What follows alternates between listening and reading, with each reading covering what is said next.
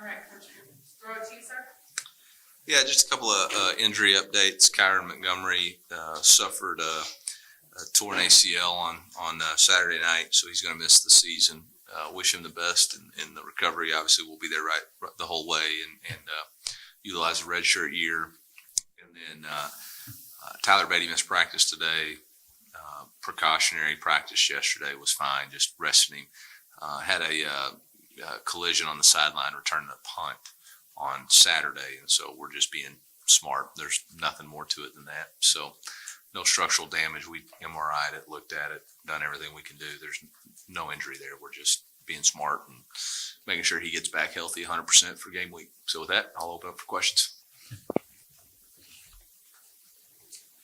Speaking of the running back group, have you all identified one person or people who you feel comfortable throwing out there behind Tyler and Elijah?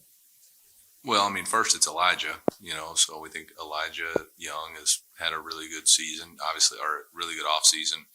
Did a nice job for us running the football last year in limited opportunities, but it was good to get him some of those reps so he knows what being tackled is. BJ Harris has had a strong fall camp and looks to be in the rotation. Michael Cox, a guy who just is he is solid.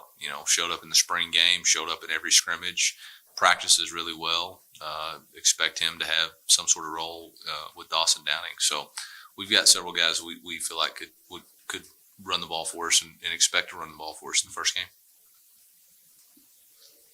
Let's get to that point within a couple weeks of the first game. Can you update us on whether you're at the 85% mark at this point? On vaccination? Yeah. Oh. I mean, we got to be. I know the number of people that aren't vaccinated, and we got to be close to 85, if not over. I know staff's at 98%. So combine that with our players, we're over. Kind of on that same thread, having more fans, I'll say, back at Pro Field this year. What are the thoughts on the atmosphere that might bring for you guys? Yeah, honestly, I'm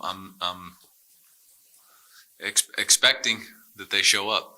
Expecting that there's a great turnout and there's excitement, and I know it's on Twitter, but we all know Twitter's not real, so we got to get fans in the stands and we got to get students in the student section. I released a promo about 1,500 tickets, student tickets still out there. We got to get those sold. We got to get students there. That's where really the energy starts on game day, and we got to get that started, and then we got to continue to sell tickets. I think I just saw where we're allowing healthcare workers in the game for free. So, we need as many people in the stands rooting on our football team as we possibly can. And hopefully, our team's been working really hard, and hopefully our fans see that and want to reward them by watching a good product on the field. And if they don't, then we got to continue to work to put a good product on the field so that it's, can't miss football.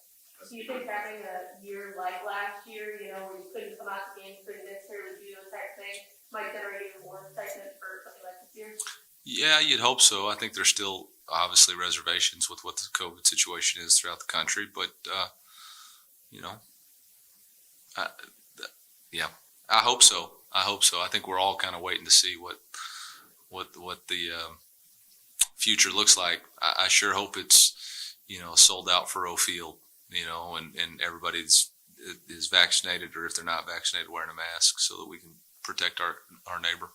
Speaking of Jackie Quinton Stadium, in the off season, 35,000 people were vaccinated at O'Field at the stadium. With season 10 days away, returning to that stadium, there's so much public good in the off season. Does that make the game more special? I think anytime as much work as these young men put in and coaches put in to play 7 home games a year, it's always special. And it really doesn't matter who it's against or when it is. It's the opportunity to play. And I think the opportunity to play this game in front of passionate fans, represent the entire state of Missouri, is a pretty special opportunity. Add on the fact that it was a place for public health. Yeah, I think that's pretty cool. I don't know if it's going to affect my players any. I think the blood, sweat, and tears that they put in since January to get themselves ready for this action is going to make it a special moment.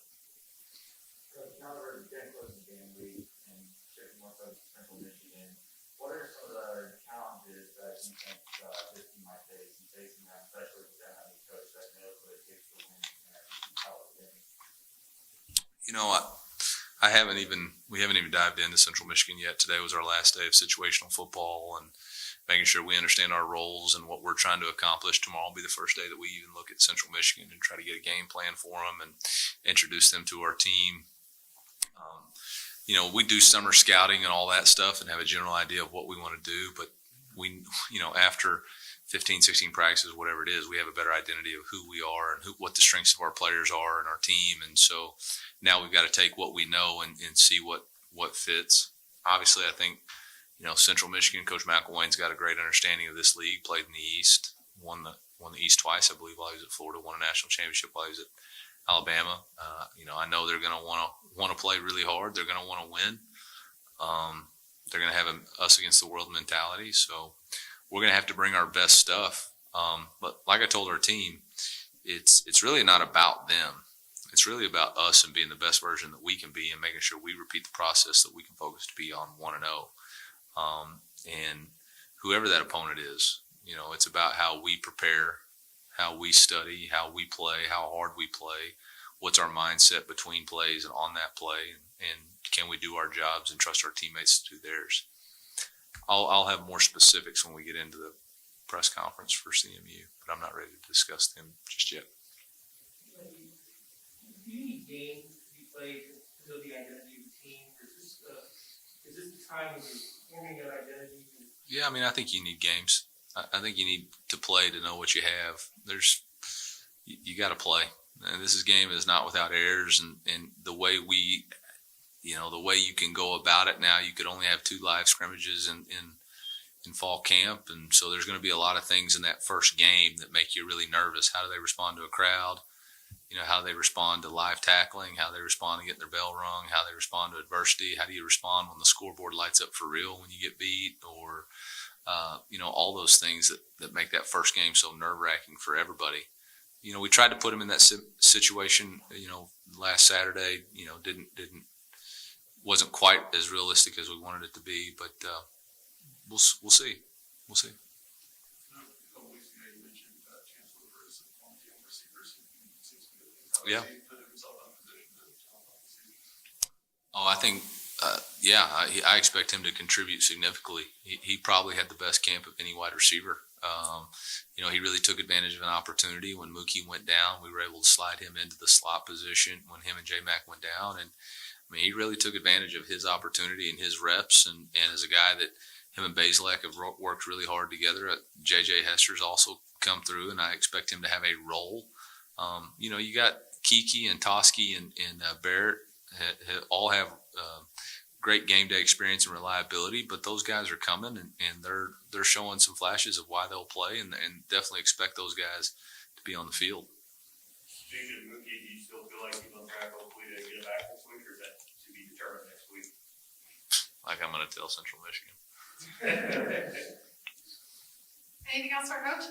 Eli, your tight end group, how many of those guys do you think can be part of your regular plan each week that will see the field? And does that position group evolve at all from last year? Kind of give them some better? Probably similarly. Obviously, Daniel Parker and Nico Hay are both quality players in the SEC. Both have different strengths and weaknesses. Both complement each other really well. Feel very confident when those guys are on the field. They can make a play for the ball and make the block for us to score. And so both those guys are really good players. We're really battling to see who that third guy is. Messiah's had a solid fall camp and being a reliable player. Ryan Horsecamp's done some things that get you excited about his potential. But we'll just have to see week to week what the game plan calls for and who we need and how we think it fits into attacking, the defense. Thanks, Coach. Yep, thank you. I have one last Oh, question. okay. And All right. the LSU statement yesterday regarding their new protocols for their fans in their stadiums throughout COVID, does that seem like a foreseeable option for the field in your opinion? Yeah, I coach football, so I don't have any idea what they're going to do. I don't even know what LSU did. And so we got people who went to school a lot longer than I did making those decisions and calls, and I'll support whatever they want to do. So I'm all for public safety and public health, but we'll support our administration in every decision they make. And so, yeah, I don't know. It's way past my pay grade. Thank you, sir. Yep.